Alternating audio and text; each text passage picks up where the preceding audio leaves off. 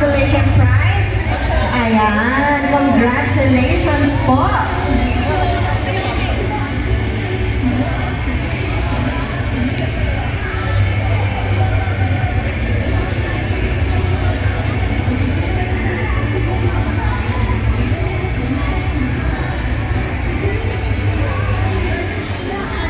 A-award na lang po natin, ma'am.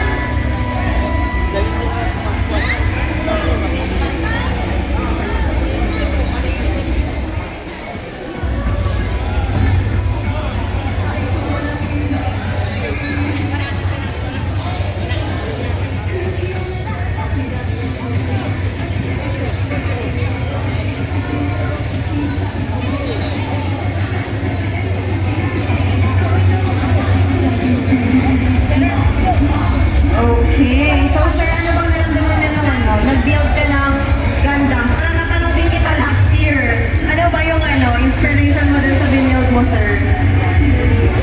Ay, ilan ka lang ng college niya na red balance. So, nagpalit tayo ng color scheme for this year. And with that, ayan, mayroong t-shirt si sir. Congratulations po, ma'am. Ayan. Picture for the awarding. And next, we have a special with this. For a special award, we have a winner, Sir Jervin Alcantara. Okay. Nagulat siya.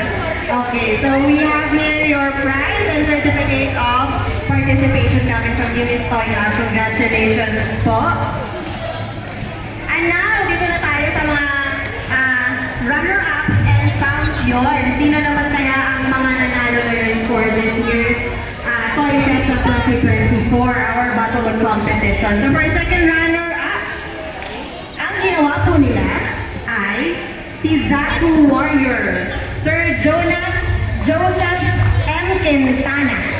Ayan. Congratulations, sir. And meron kayong napanalunan na HGV Gundam.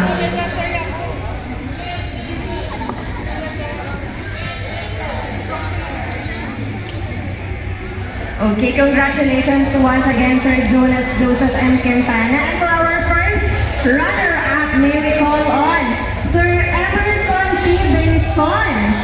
Ang ginawa naman po nila ay isang Infinite Justice Gundam Type 2.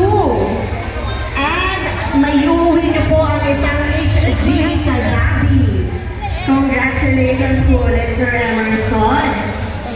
And that is for our first runner-up for the Battle.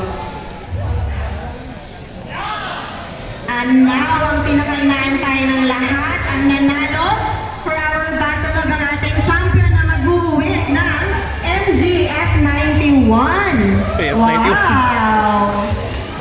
Okay, so, ang nanalo ay nag-build ng HG Schwarzet by Mr. Vince Irvin Basadne.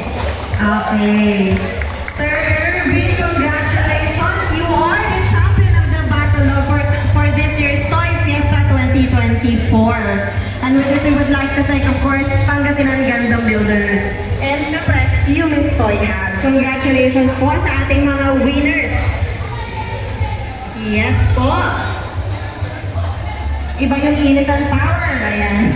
Congratulations po. So, those are the winners of our battle log. So, palakpakan naman po natin ang mga Pangasinan Gundam Builders. Thank you, sir.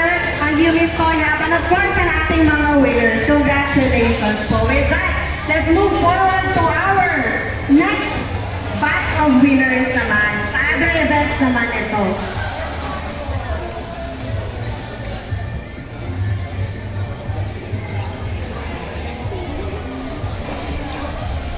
Okay, so, let's move forward to the awarding of certificates sa mga nanalo sa ating Yu-Gi-Oh! Card game naman. Okay, sino nga ba ang mga nanalo this year?